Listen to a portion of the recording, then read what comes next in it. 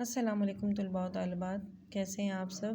امید ہے خیریت سے ہوں گے۔ میں بھی خیریت سے ہوں اور میں آپ کی اردو کی ٹیچر، اور میرا آپ کا آج کا عنوان ہے سیانہ بادشاہ۔ سبق سیانہ بادشاہ۔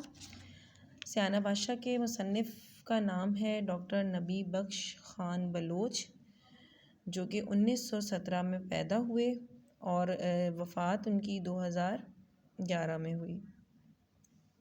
ان کے بارے میں آگے کچھ پڑھتے ہیں۔ ڈاکٹر نبی بخش خان بلوچ سندھ کے ایک گاؤں جعفر خان لغاری ضلع سانگھڑ میں پیدا ہوئے۔ آپ ابھی 6 مہینے کے تھے کہ والد کا انتقال ہو گیا۔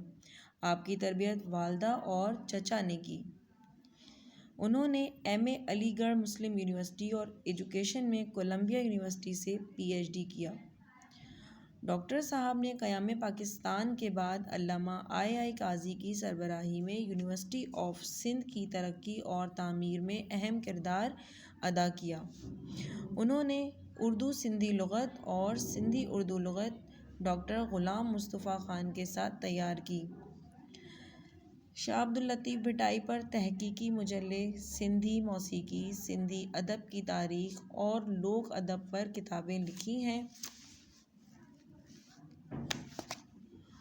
وہ نہ صرف سندھی بلکہ انگریزی، عربی، فارسی، سرائیکی اور اردو کے بھی ماہر تھے۔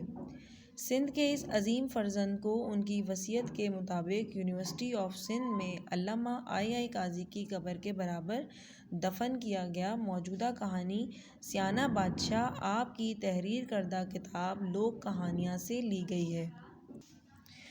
اس سبق کو میں مختصراً بیان کرتی ہوئی چلوں کہ ایک شخص تھا جس کے پاس بے شمار دولت تھی۔ اس کے 4 بیٹے تھے۔ ایک بار وہ سخت بیمار ہوا، بہت علاج کرایا لیکن کوئی فائدہ نہیں ہوا۔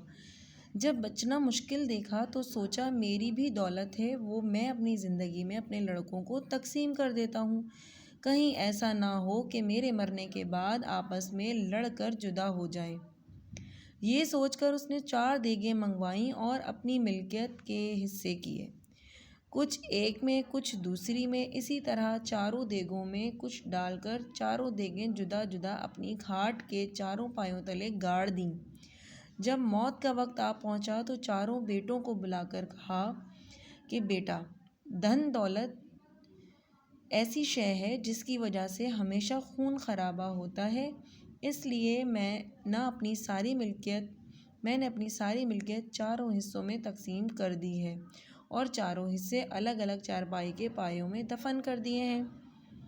ملکیت کا کوئی حصہ چھوٹا بڑا نہیں کیا ہے، اس لیے ہر ایک میرے سامنے اپنا اپنا پایا مقرر کر لو اور میرے مرنے کے بعد ان کے نیچے جو بھی گڑھا ہو کھود کر نکال لینا۔ لڑکوں نے باپ کی بات منظور کر لی اور بذریعہ قراندازی کر کے اپنا پایا مقرر کر لیا۔ جب باپ کا انتقال ہو گیا تو 4 بھائیوں نے چارپائی کے اپنے اپنے پائے تلے سے زمین کھودی۔ دیکھتے ہیں کہ دیگ میں ہیرے جواہرات رکھے ہیں اور دوسری دیگ سونے سے بھری ہے، تیسری دیگ میں مٹی بھری ہے اور چوتھے میں 4 سوکھی ہڈیاں ہیں۔ جن لڑکوں کو ہیرے جواہرات اور سونے کی دیگ ملی وہ تو بڑے خوش ہوئے، اور جنہیں مٹی اور ہڈیاں ملیں وہ ناخوش تھے۔ آخرکار ان کی تکرار بڑھنے لگی اور بات 4 معتبر لوگوں تک پہنچی۔ وہ بھی فیصلہ نہ کر سکے اور بولے اس میں کوئی راز ہے، اس لیے کسی دانا شخص سے انصاف کراؤ۔ تب یہ 4 ملک کے بادشاہ کے پاس انصاف کے لیے گئے۔ بادشاہ ان کی بات سن کر بولا، تمہارے باپ نے بالکل صحیح فیصلہ کیا۔ ہیرے جواہرات والا ہیرے جواہرات لے لے اور سونے والا سونا لے لے۔ جسے مٹی کی دیگ ملی ہے وہ باپ کی زمینیں سنبھالے اور جسے ہڈیاں ہاتھ آئی ہیں وہ چوپائے کا مالک ہے۔ بادشاہ کا فیصلہ سن کر 4 بہت خوش ہوئے اور بادشاہ کی دانشمندی اور دانائی کی تعریف کرنے لگے۔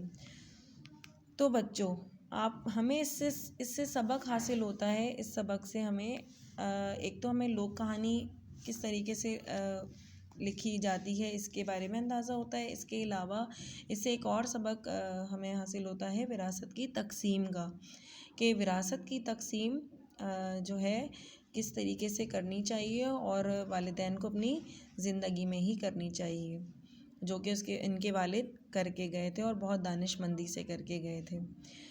تو بیٹا آپ کو ہوم ورک کے لیے اس میں آپ کو اس سبق کا خلاصہ دوں گی کہ آپ اس سبق کا خلاصہ یاد کیجئے اور اپنی کاپی میں نوٹ ڈاؤن کیجئے۔ خلاصہ یاد کرنے کے بعد آپ سے جب آپ کلاس میں آئیں گے تو آپ سے کبھی بھی سرپرائز ٹیسٹ لے لیا جائے گا، تو یہ خلاصہ آپ نے ضرور یاد کرنا ہے۔ ٹھیک ہے، اپنا بہت سارا خیال رکھیے گا۔ اللہ حافظ۔